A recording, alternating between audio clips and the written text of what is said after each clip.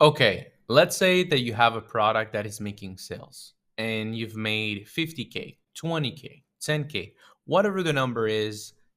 At one point your ads will start fading away and you will think like, oh, maybe I need to create new creative. And that's not a bad option, but a lot of people are struggling because since you're doing drop shipping, let's say you start testing on unsaturated products, you don't have a lot of creatives out there, so you're limited on what you can do. So you need to take and make as much money as possible on the creative that you have. And a lot of you, what do you guys do is you test five interests.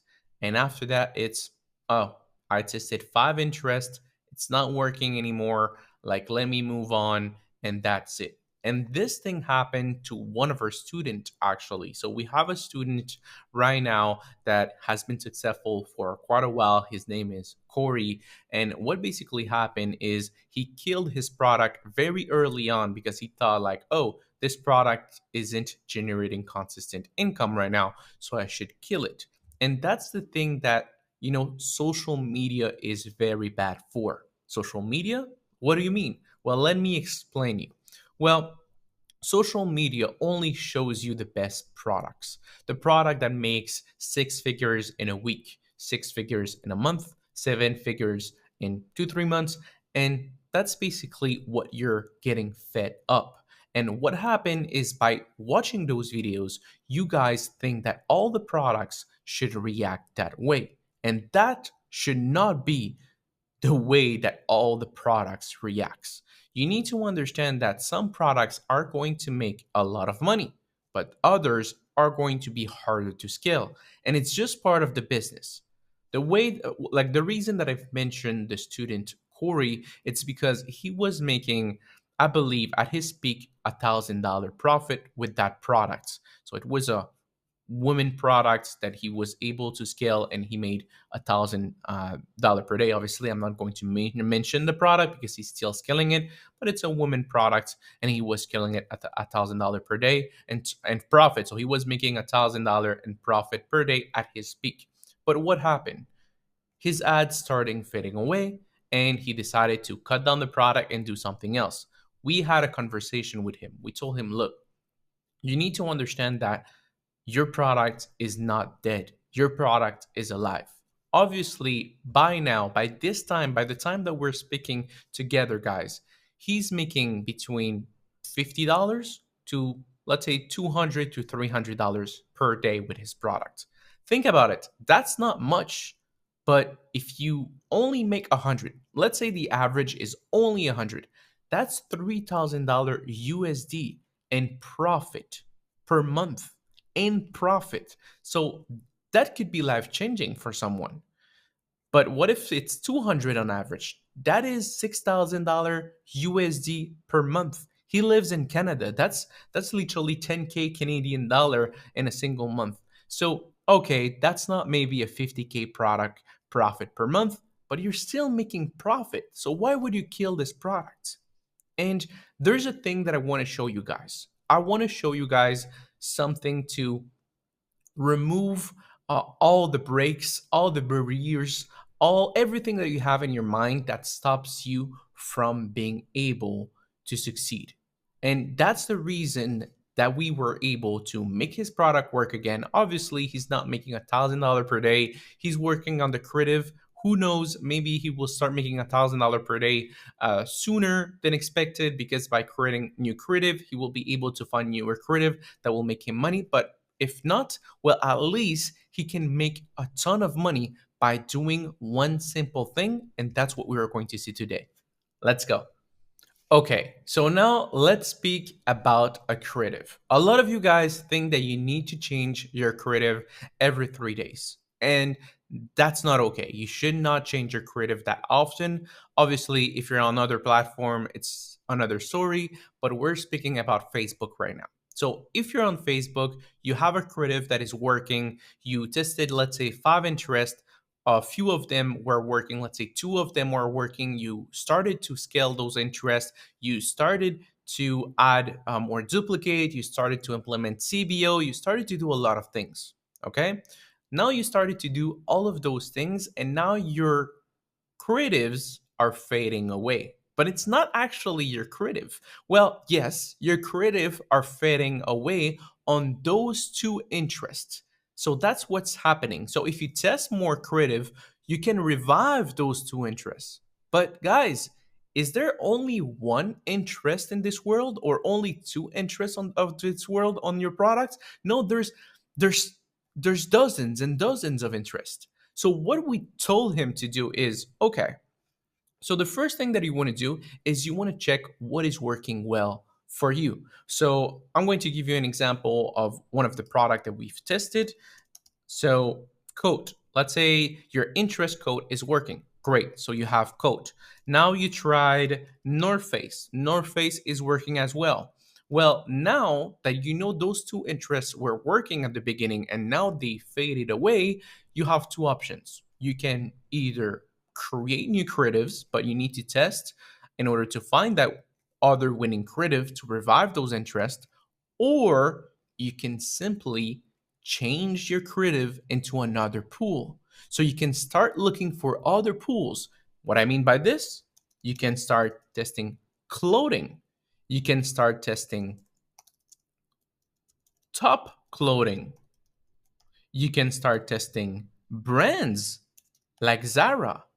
You can start testing, let's say, a restaurant because it's cold. The time is cold, so you want to test. When you go to a restaurant, you want a new coat because you're always using a coat when you go to a restaurant when it's a cold weather. So it's cold, you use a coat. So people that are going to go to a restaurant, they will say, "Oh, I maybe need the new coat. Let me buy it now."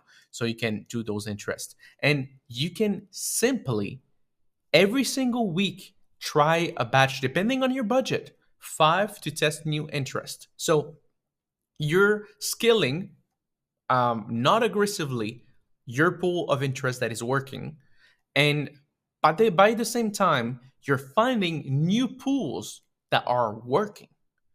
And by doing this, you can have one single creative that could last so long, like incredibly long. Why?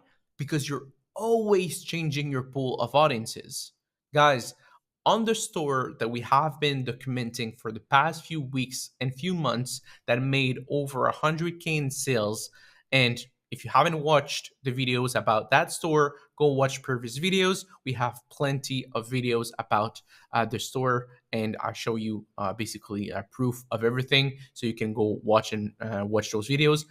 But like I said, if you haven't watched those videos, if you watched it, you know already that we've tested well over 20, 30, 50 interest on that store. To be honest, even 100, I believe so. And you want to know something? The original creative is still running even even after 4 months. It's been 4 months that the product has been running and the original creative is still alive. Why? Because we always find a new pool for the audience. And we find out that let's say, the coat that we are selling, because, we're selling like with different interests. Like let's say coat were working well. The interest coat was working well. The interest North Face were working well. But we find out that you could also target, well, we didn't find out, but we tested it and it did work, cities. So you could test, like, some cities are very populated. As you can see, New York is 56 million. That's a big pool of audience. So we started targeting winter cities. So people that are literally in the cold right now. And that's what you need to understand. You need to understand that if your creative is dying, you have two options. Or you start testing a bunch of creatives with the interest that you have, or the easy way out is to start finding new pool of audiences. And again, those new pool of audiences, some of them will last, some of them won't. That's why you always want to test consistently every week. Depending your budget, you can test 5 a week, 10 a week, 15 a week. But that's not the only thing. Now let's say that you have a winning interest. you can also narrow down the gender. So you can duplicate it and narrow down the gender. Never touch a winning interest that is running.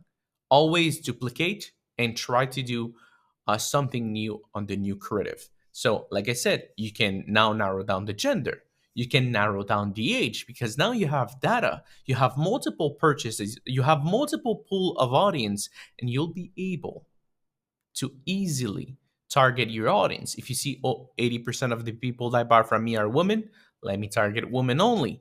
Oh, most people that are buying from me are 25 to 35, by 60%. Let me narrow down my best performing interest with a duplication and changing only the age. And by doing that, I'm telling you, you're going to make your creative last forever. Obviously, afterwards, eventually you will hit a wall. You will hit a wall, you will need to test new creative. It's just like what, let's say you're going to test 200 interests. No, at one point you need to use your mind and be like, let me test new creatives and test the older interests that were doing amazingly well. But that's just to say, you are able to scale to six figures easily without changing most of your interest, with keeping your original interest. How? By simply testing different pool of audiences. And that's what I want you to do, guys. I want you to focus on testing more than you're doing right now. Obviously, if you don't have a winning product, don't start testing like crazy. Please don't start burning your budget. This is only a strategy if you have a consistent um, amount of sales with the interest that you have currently. Don't tell me, oh, Gilberto, I have one sale with one interest. I started duplicating 20 times. Like, guys, come on, use your brain. If it's not working at the beginning, if it's not consistent at the beginning, don't start testing 20 interest. That strategy is only used when you have a winning product with winning creative that is making sales consistently and you see that it's starting to fade away. So this is how to resolve all of your problems. Testing new creative. This is gem right here. But if you do at the beginning and if you start testing 20 interests on every product that you test, you're just going to end up broke. That's literally what's going to happen. So keep that in mind. Don't be broke. Use your brain to be able to scale towards different pool of audiences. And by doing that, you will make your creative last way longer. And you will be able to scale with the same creative for months. And that's the power of Facebook ads. So, hey guys, if you have any questions, let me know down below. Wish you all an amazing rest of your day. Take care and see you on the next video. Peace out.